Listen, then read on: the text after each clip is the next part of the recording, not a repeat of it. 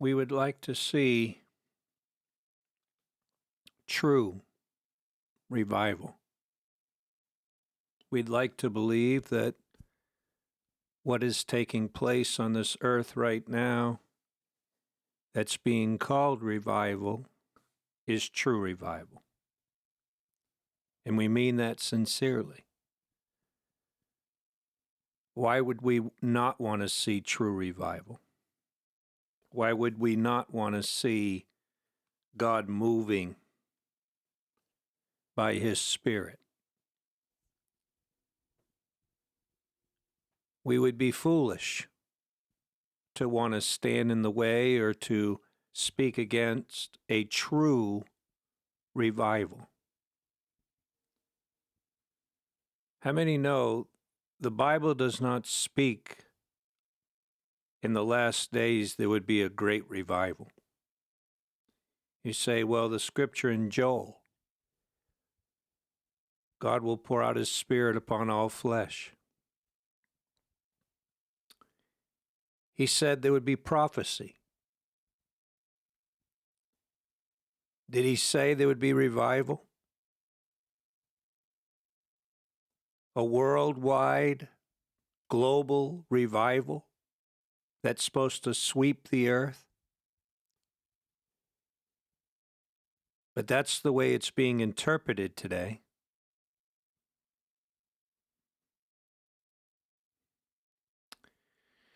Turn with me, if you will, to the book of Isaiah. The book of Isaiah, chapter 30, verses 1 through 3. And this seems like a strange text to be using when dealing with the sound of true revival. Title of the message this morning, The Sound of True Revival. Why would these verses of Scripture have anything to do with true revival or the sound of true revival? And I believe by the end of the message you'll understand what it has to do with true revival. Because as long as there's a devil, there's always going to be a false revival. There's always going to be a false move and be called the Holy Spirit, a move of the Spirit, and it's not God's Spirit. A false revival is not God's Spirit. Amen. How many know that when the children of Israel came out of Egypt, they were not converted? Just because God brought them out of Egypt did not mean they were saved, that they were converted. They were still sinful, rebellious, stubborn. They were still in a fallen state. They had not experienced receiving a new heart, a new spirit. They hadn't been born again. They hadn't been converted. Anybody listening? Oftentimes, I think we think that when the children of Israel were delivered out of Egypt, that God somehow miraculously changed their nature.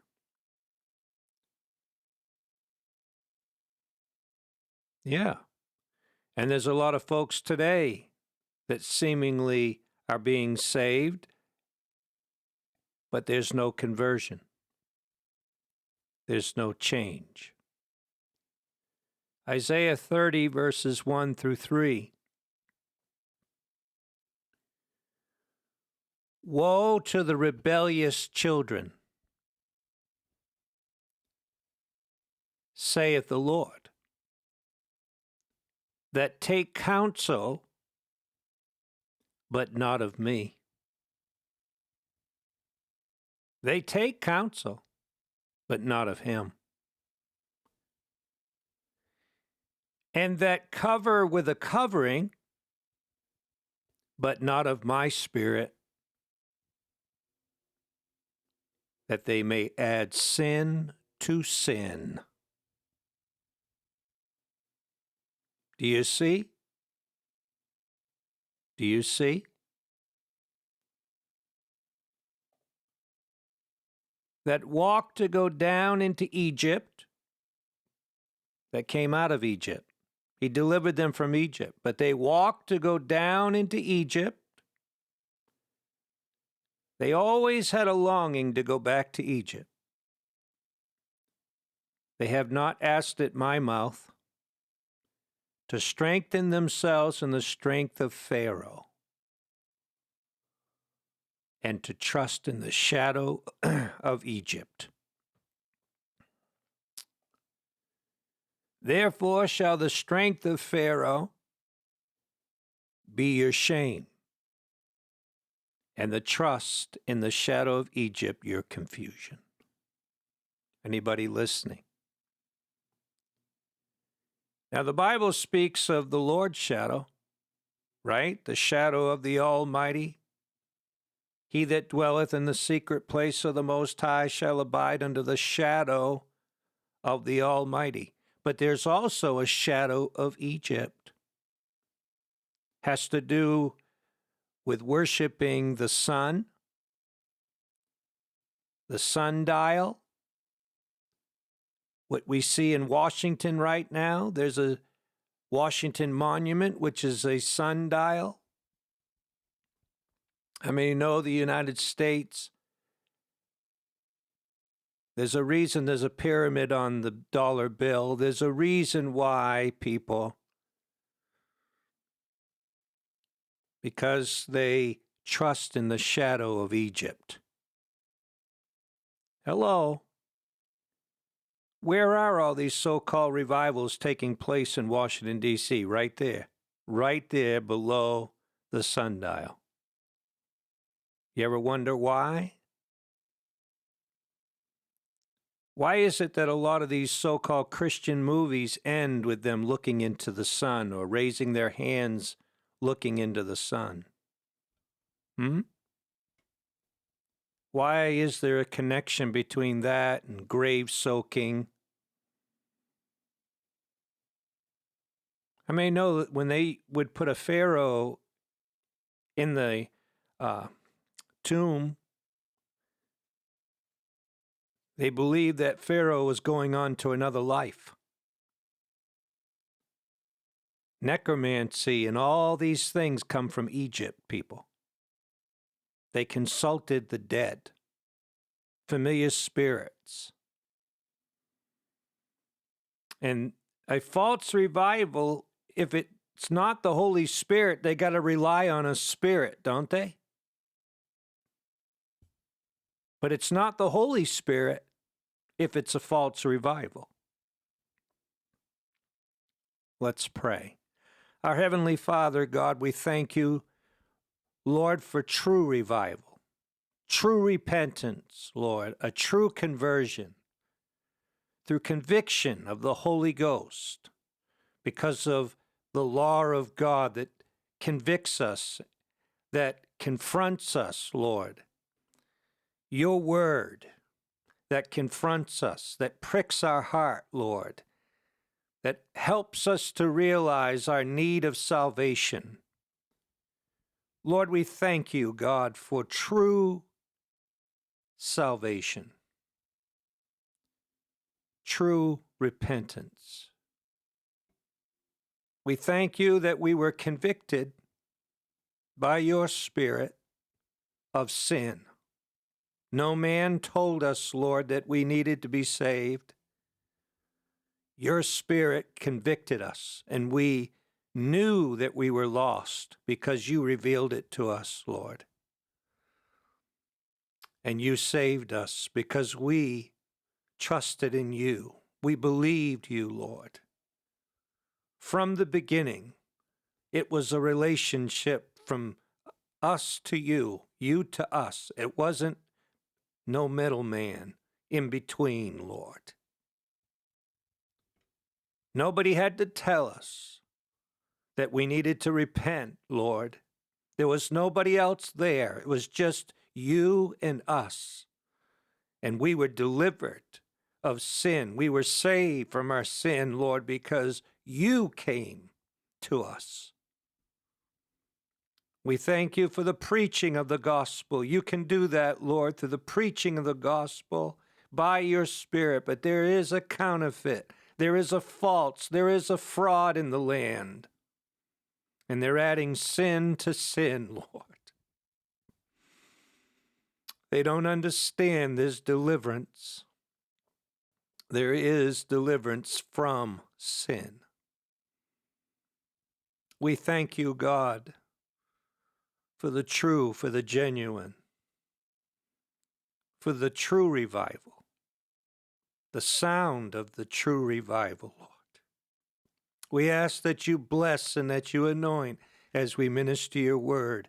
In the name of Jesus, we pray. Amen. When they came out of Egypt, the scripture says that they were rebellious. They were stubborn. And they had a lot of help. They had a lot of influence because there was a mixed multitude. There were those that went out of Egypt that had it a little better than they did. The slaves in Egypt, there were those that were over the slaves that were also children of Israel. And they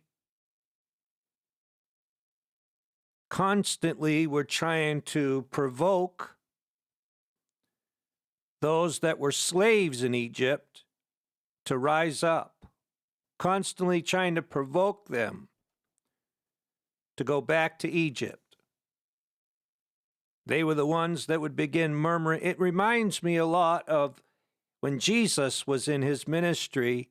Who was it that provoked the people to be against Jesus?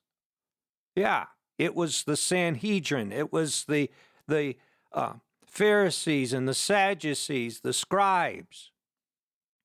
The very ones that were supposed to be the ministry, the priesthood. That's who it was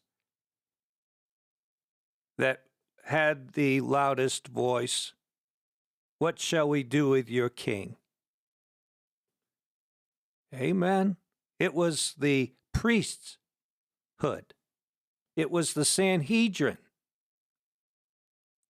It was the Pharaoh or the Pharisees that cried out, "Away with him, crucify him. We have no king but Caesar." And then all those people begin crying out the same thing. It's happening again today. False ministers, false leaders. And in some cases, and I want you to hear me, ministers of the past that once had a real anointing and real prophets of God, like William Branham. He was a true prophet of God.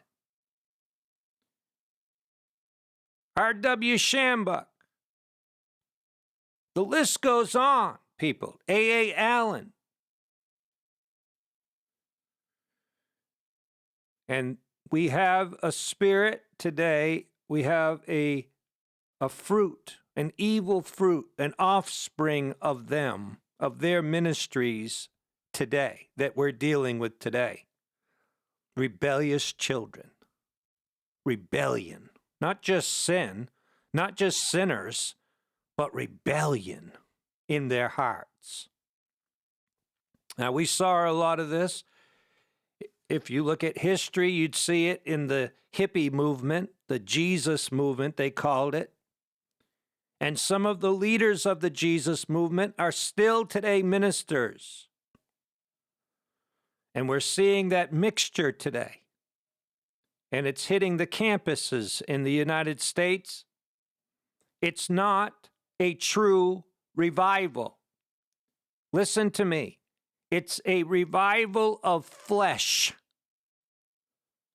They even report that they'll be singing all night long and they'll be supposedly praying all night long, but when they leave, they're empty. It's just hype. There's no change. There's no conversion, and they're left to themselves to try to figure it out on their own. While the leaders smugly stand by and say that it's a revival. Even working with the government of the United States, turning it into a political movement. Anybody listening? Hopefully you're not turned off yet. Let's turn to Exodus chapter 32. We're going to look at a lot of scripture here, but we're just going to read it. I'm not even going to expound on most of it. I just want you to hear it. I'm talking to you today about the sound of true revival. I'm not even going to really expound here. I'm just going to read. We need to listen. And when the people saw that Moses delayed to come down out of the mount, the people gathered themselves together unto Aaron. And they said unto him, Up, make us gods, which shall go before us. For as for this Moses, the man that brought us up out of the land of Egypt, we want not what is become of him. And Aaron said unto them, Break off the golden earrings, which are in your ears of your wives and your sons and your daughters, and bring them unto me. And all the people brake off their golden earrings which were in their ears, and brought them to Aaron. They didn't have fiat back then. They're bringing their money. They're bringing their valuables to Aaron. How many know it takes money to have even a false revival, huh?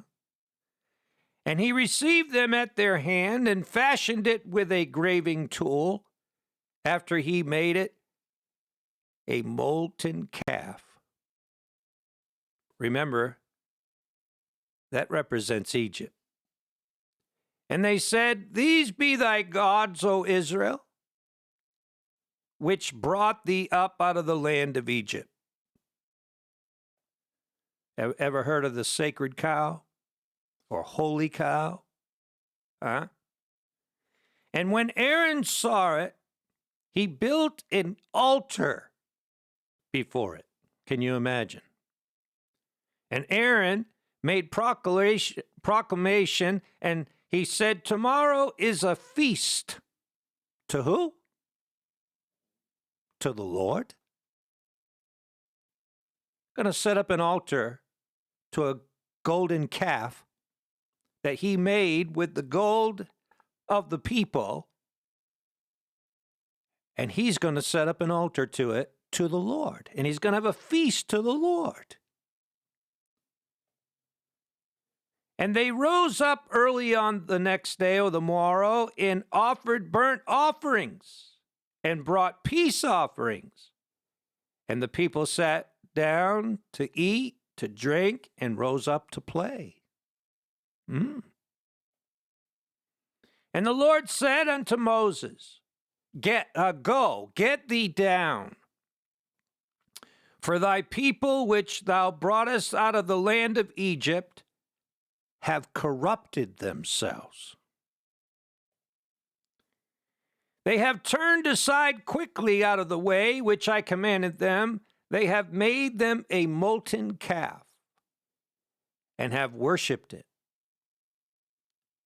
and have sacrificed thereto and said, These be thy gods, O Israel, which have brought thee up out of the land of Egypt. And the Lord said unto Moses, I have seen this people, and behold, it is a stiff-necked people. Now therefore let me alone, that my wrath may wax hot against them, and that I may consume them, and I will make of thee a great nation. I'll make thee a great nation. God was going to wipe them out. Thank God he put it in his heart based on his mercy, his grace, and Jesus Christ going to Calvary. Amen. He put it in Moses' heart to intercede. He wanted Moses to understand, yes, this is what I could do, Moses. This is what I would do if it wasn't for my mercy, if it wasn't for my grace, if it wasn't for my son.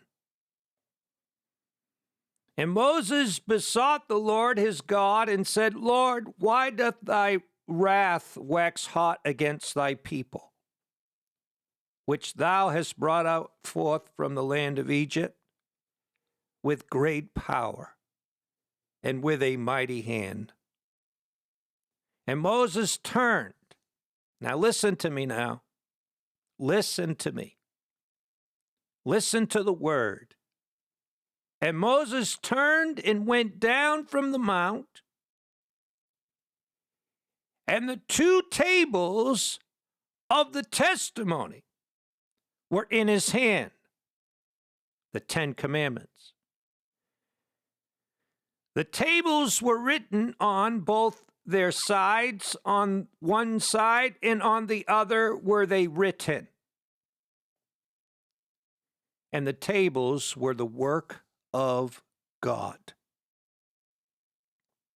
And the writing was the writing of God, graven upon the tables.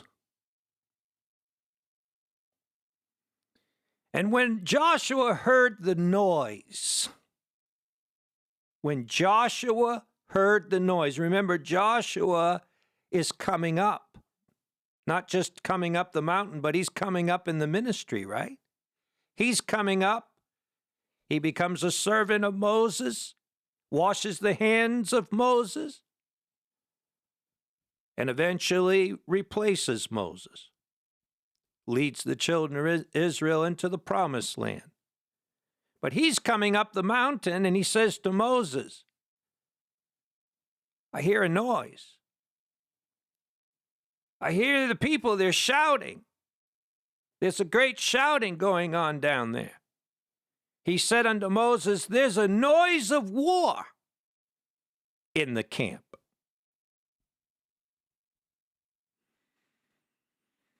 Anybody listening? And he said, it is not the voice of them that shout for mastery, neither it is the voice of them that cry from being overcome, but it is the noise of them that sing. Do I hear? Anybody listening? How did Moses know what was going on down there? Does anybody remember? Was he going by his physical ears? Was he listening like Joshua was listening? By the hearing of the ear? How did Moses know? How could he discern what was going on at the bottom of the mountain?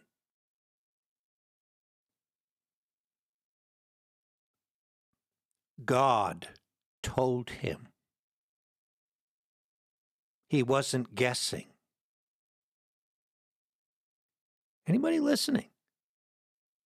How many know there's some ministers today that are hearing from God? They're not guessing.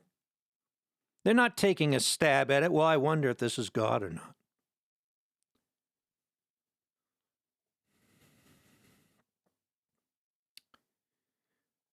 Moses knew what was going on down there because God told him. He told him about the golden calf. Anybody listening? You say God doesn't know what's going on today. God doesn't know what I'm doing.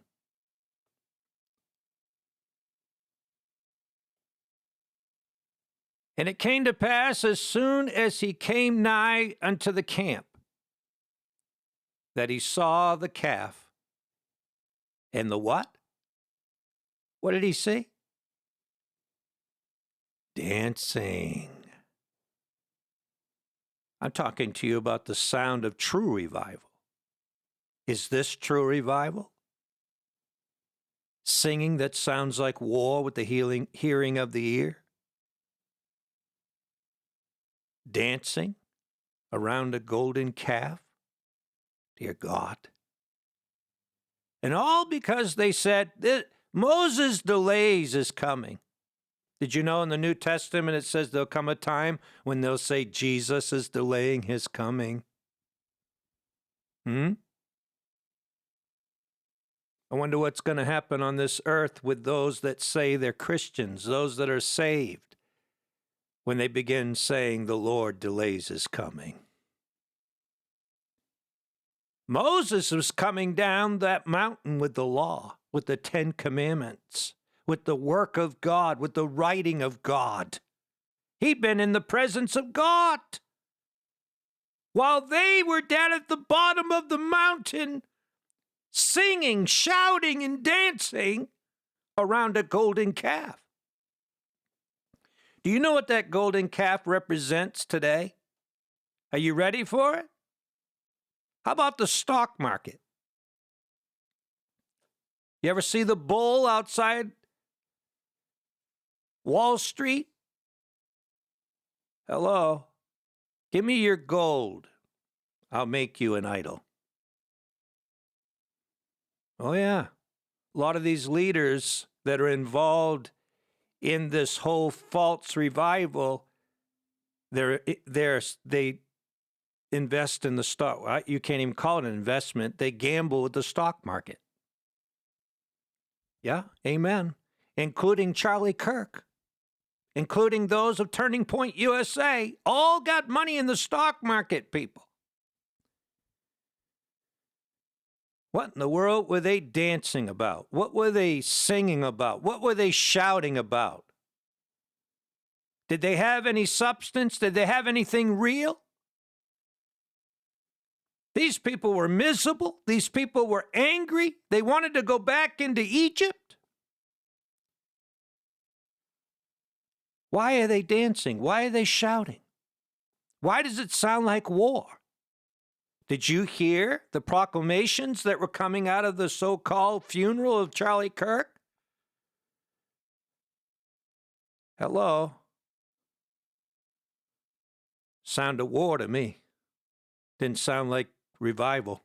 Didn't sound like bringing life. Didn't sound like bringing the sweet Holy Ghost to sweep across the country and all across the world to bring repentance and bring people into the kingdom of God to me. Hello? Sound like a battle cry. Sound like war. You've awakened the dragon. Hello? Dancing around the golden calf.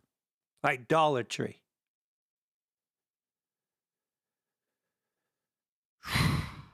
Praise God.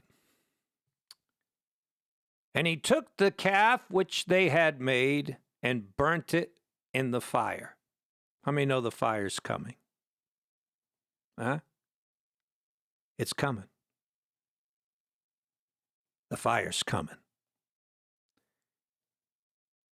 Burnt it in the fire and ground it to powder and strawed it upon the water and made the children of Israel to drink of it.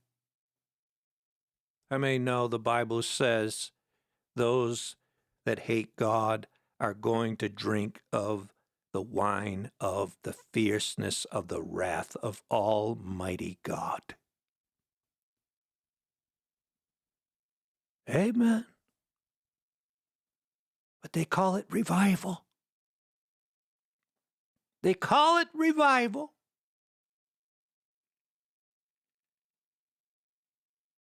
Let's look at the true sound of revival, shall we? The true sound of revival. Are you interested in true revival? Let's look at the sound of true revival.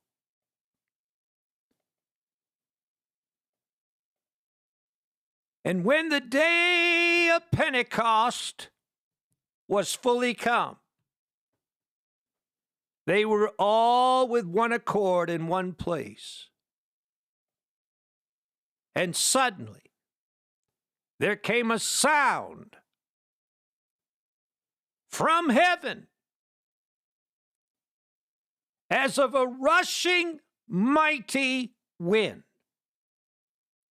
and it filled all the house where they were sitting. And there appeared unto them cloven tongues like as of fire, and it sat upon each of them. And they were all filled with the Holy Ghost and began to speak with other tongues as the Spirit gave them utterance. The sound of true revival. The sound of true life. I want to read that to you again. And when the day of Pentecost was fully come, they were all with one accord in one place. And suddenly, there came a sound from heaven, not something they could control. Hello? It's not something that they could control or manipulate. It wasn't something that they had constructed. It wasn't something that they worked up. It wasn't just hype. Suddenly, there came a sound from heaven as of a rushing mighty wind. Anybody ever heard a mighty wind? Imagine those people there over there in the islands when Melissa went through there, Jamaica and all those islands, they heard some rushing mighty wind, but it was doing destruction. It was destroying. But this sound, it wasn't a mighty wind, but it was the sound of a rushing mighty wind. It filled all the house where they were sitting. Praise God. And there appeared unto them cloven tongues like as of fire, and it sat upon each of them. And they were all filled with the Holy Ghost, not another spirit. Remember, Paul warned of another spirit, another gospel, another Jesus, a perverted gospel, another spirit, another Jesus. This is the false revival today that's happening in the land. That's the false revival that's going to bring in the Antichrist without question. It's all about covetousness. It's all about lust. It's got nothing to do with the conversion of a soul. Sad, but it's true. Satan is targeting the college campuses for a reason. Amen. Twofold children of the devil. Anybody listening? Making them think they're saved. There's been no conversion. You know what happens? They add sin to sin. Because they teach them. How many know a lot of this movement, this false revival, is rooted in the Baptist denomination, which teaches once saved, always saved. Adding sin to sin. You don't have to quit sinning. Jesus knows you can't stop sinning. Amen. They don't want to teach scriptures that teach perfection, that teach deliverance from sin. They certainly don't want to teach the overcoming message. You won't hear them teaching Romans chapter 8. If you walk in the Spirit, if you live in the Spirit, you will not fulfill the lusts of the flesh. You won't hear that. Amen. The sound of true revival. But Peter, standing up with the 11, lifted up his voice, and he said unto them, Ye men of Judea, and all ye that dwell at Jerusalem, be this known unto you, and hearken unto my words. For these are not drunken, as you suppose, seeing it is but the 3rd hour of the day. But this is that which was spoken by the prophet Joel, that it shall come to pass in the last days, saith God, I will pour out of my Spirit. But Joel said God would pour out his Spirit. What's Peter saying? The Spirit of God is inspiring Peter to add that word of in there. How many know you don't remove jots and tittles from God's word? You don't try to retranslate the scriptures or bring some new translation and remove scripture. Every jot, every tittle is there for a reason. It changes the whole meaning of what Joel was saying. Because God was telling his people, this is not the fullness. This is only the earnest. And that's what the apostles went on to teach about the earnest of the Spirit. Amen. How many know God's not finished yet? The fullness is still coming. But how many were in the upper room when the earnest came? Hello. Was it a great worldwide revival? Hello?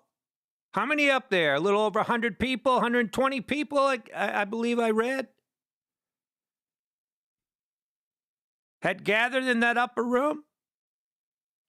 How many do you suppose there's going to be for the fullness? The church is going to sleep as a whole, the wise virgins. But who's going to get the fullness? Because it's coming. It's not just the former rain of Pentecost, the latter rain's coming. And we've seen the counterfeit. That's what this false revival is. Clouds without water. They promise liberty, and they themselves are the servants of what? Corruption. But there is a true revival. Amen. What does it look like? What does it sound like? And on my servants and on my handmaidens I will pour out in those days of, there it is again, of my Spirit, and they shall prophesy. And I will show wonders in the heaven above. You see, this is God pouring out his Spirit in fullness. I will show wonders in heaven above. Have we seen that yet? And signs in the earth beneath, have we seen that yet? Blood and fire and vapor of smoke. The sun shall be turned into darkness and the moon into blood. How many know this is great tribulation time? Before the great and notable day of the Lord come. This is speaking of the great tribulation. Amen. Don't sound like a great revival to me. And it shall come to pass. Now here's revival, people. Here is revival. This is what revival looks like. And it shall come to pass that whosoever shall call upon the name of the Lord shall be saved. That's revival. That's what revival looks like. That's what it sounds like. Listen, Acts chapter 2, verse 37 through 47. Now when they heard this, the sound of revival, when they heard this, they were pricked in their heart and said unto Peter and to the rest of the apostles, Men and brethren, what shall we do?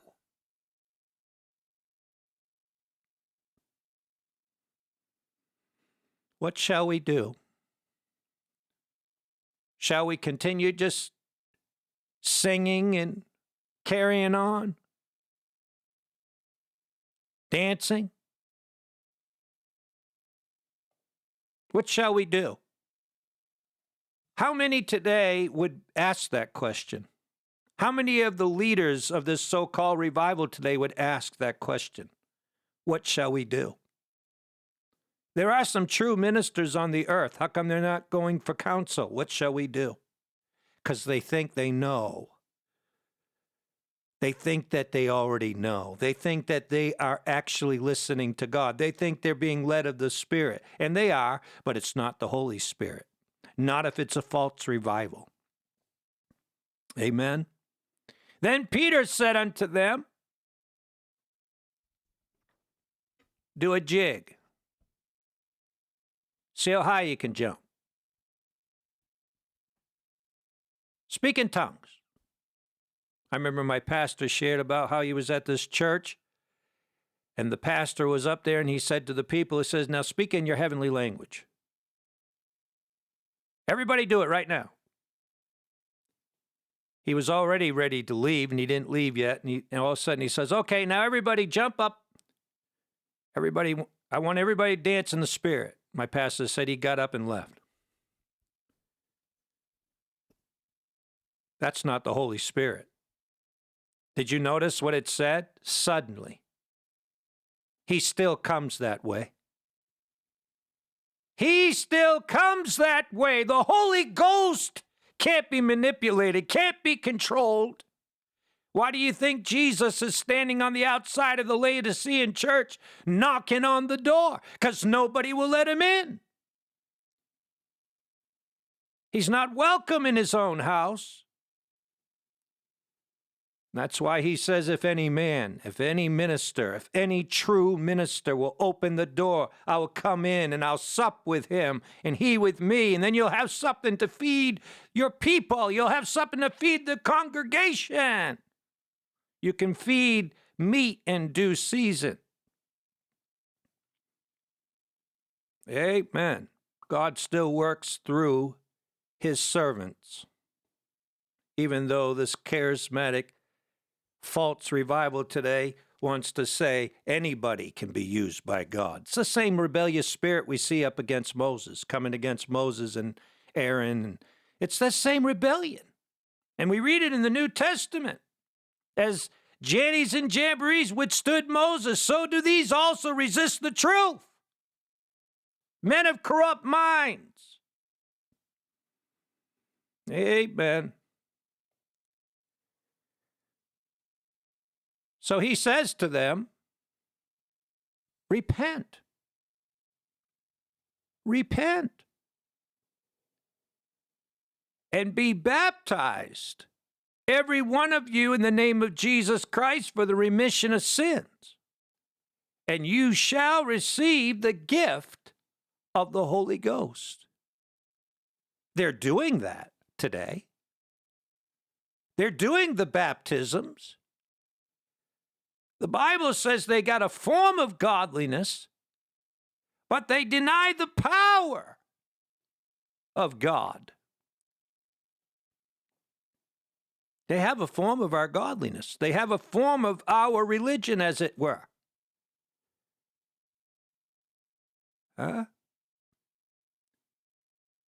Right here, this verse, they believe this verse. But they believe they can do it. They believe they can follow some kind of formula. We got to force God. Come on, you folks, you young people, you believe in Jesus? Jump in this water here and be baptized so we can add you to the roster, so we can add you to the list of people that have been deceived. In many cases, if not every case, the leaders of this false revival are not saved themselves. Amen. For the promise is unto you and to your children and to all that are afar off, even as many as the Lord our God shall call. That is still today. The promise is still unto you and to your children. And with many other words did he testify and exhort, saying, what did he was saying to them? Join the world, become part of the world, stay in the world? He said, save yourself from this untoward generation. That's what he said to them. Remember, Peter was filled with the Holy Ghost. He was full of the Holy Ghost. He wasn't speaking his own words. He was speaking the oracles of God. Then they that gladly received his word were baptized. And the same day there were added unto them about 3,000 souls. I'm talking to you right now about the sound of true revival. 3,000 souls were added to the church. Amen. And they continued steadfastly in the apostles' doctrine and fellowship, and in the breaking of bread, and in prayers. And fear came upon every soul, and many wonders and signs were done by the apostles.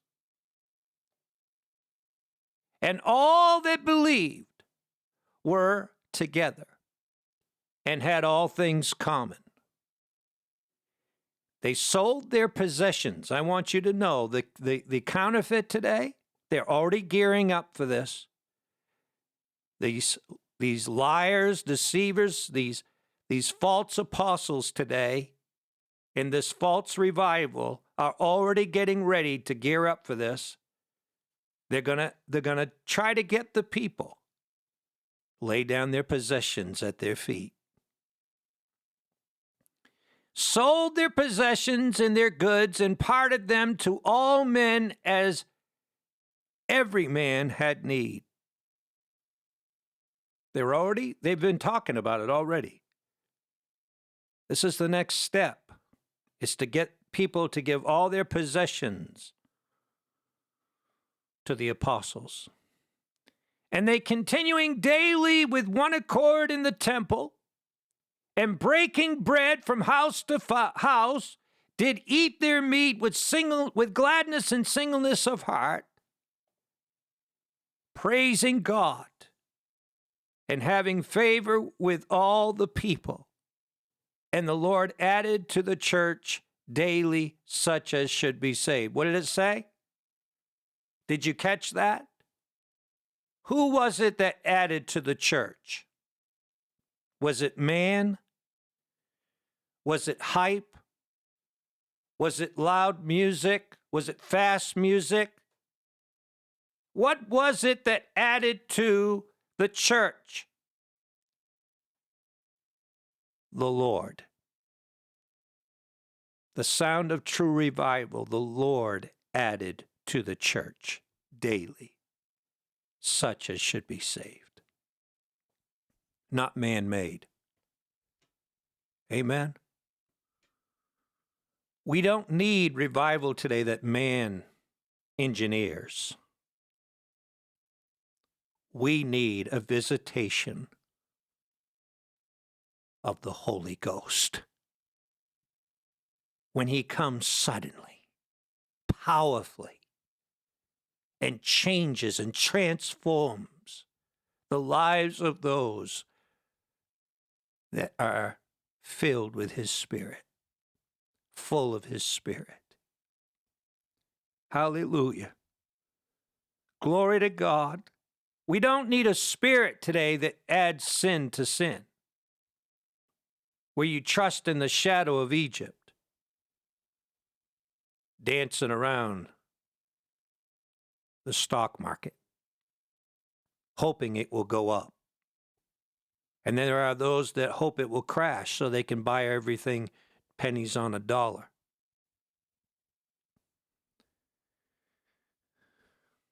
No golden calf saved me. No money saved me. That isn't what saved my soul. Amen. Your money will perish with you. Amen. What did I share with you in the previous message? The root to all evil is the love of money, the craving of it, the desire of it, covetousness of it. You know, that was one of the first things the Lord burned out of my spirit. Thank God He did. Was the desire for money. Amen. Money don't mean nothing to me. Amen. God is faithful to meet our needs, and that's all that matters. Jesus never said it was going to go beyond needs. He says, your heavenly Father knows what you have need of. He says before you even pray, He already knows what you have need of. The word is need. Seek ye first the kingdom of God and His righteousness, and all these things shall be added unto you. Is He talking about the abundance of the things of this world? All your needs. If you look at the context of when the Lord spoke of these things, He was talking about a roof over your head, your clothes on your back, and food to eat. That's a great blessing if you have that, because there's a lot of people that don't. Amen. And in the coming days, months, and years, the Lord tarrying, listen, it's just going to get worse. It's not going to get better. It is not going to get better. All those people that lost, or at least thought they were going to lose, I don't know, maybe they've lost half of it, their food stamps, whatever. They went and had a big party at the White House. Huge party they threw. I don't think that was the right time to have a party. Not that I agree with parties anyway, but I'm just saying I don't think that was the best time to have a party. While people are wondering whether or not they're going to be able to eat or not. I think they could have chose a different time for that, a better time for that. All that does is add fuel to the fire. And maybe that's what they're trying to do. Maybe they are trying to get the people to rise up. Maybe they are trying to deliberately bring civil war. Maybe they want that. So they can bring in their new world order. I don't know fully. I can assume, I can guess, I can wonder, or like Moses up in the mount, I can know. How many of you want to know? You want to know what's going on around you? You want to know instead of just wondering about it? Spend some time with God in the mountain. 40 days he was up there with no water, no food, in the presence of God. Amen. And God said, those people down there, he put the responsibility on Moses. He says, you brought them out of Egypt. I want you to take care of it. You brought them out. They corrupted their ways down there. They're corrupted. They're down there worshiping a golden calf. What do you suppose the Lord sees today from his mountain, his holy mountain? Have you been in the holy mountain with God lately? Amen. Years ago, I was on my knees praying, and God gave me a vision, and I saw a mountain burning with amber and fire in the vision, and God spoke to me, said, come up. He's calling us up into the mount, people. He called Joshua up there too, and Joshua was on his way up, and Moses was already on his way down. Glory to God. Hallelujah. He's calling us up. He called John up on the Isle of Patmos. Amen. In the Spirit on the Lord's day. I don't know about you folks. I'm not interested in guessing. I want to know what is going on. I want to know the truth. I want to know God. I want to know. I don't want to be a false prophet. Amen. I'm not interested in being a false prophet. I want to know. And you should want to know. We can know. We can, if we will seek God. We can know. Amen. Praise God. Not have something that tickles the people's ears, but God says, is not my word like a fire that burns up the wood, the hay, and the stubble? Amen. Glory to God. Praise the Lord. The sound of true revival comes from heaven. It's heaven sent, people. There came a sound of a rushing mighty wind from heaven. That's what we need, a visitation from God. God bless you.